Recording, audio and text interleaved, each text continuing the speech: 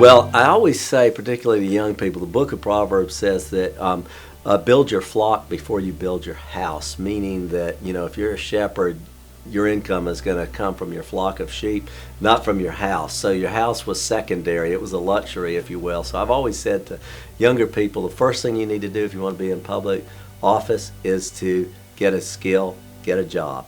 And once you know that you have a skill that you can go back to, you'll never be afraid of losing your elected slot.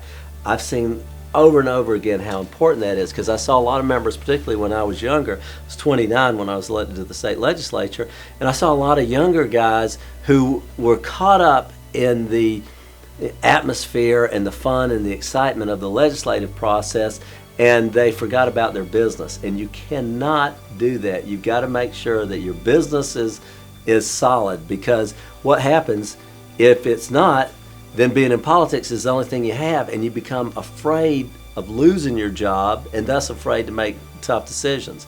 And I think that, as long as you know, I got something else I can do, I could always go back to the insurance business. I, was a salesman, and if I couldn't sell insurance, I can sell something.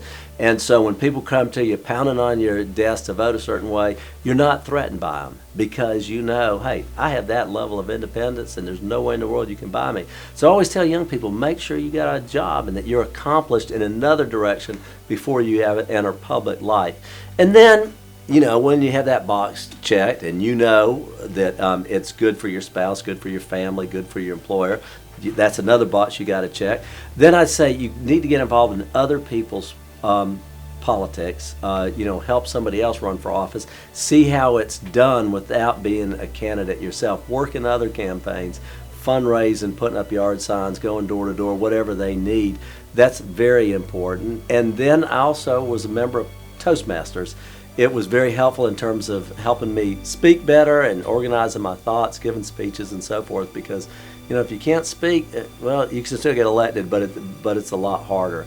And so those are some of the basic skills that I'd say you need if you're going to get into public life.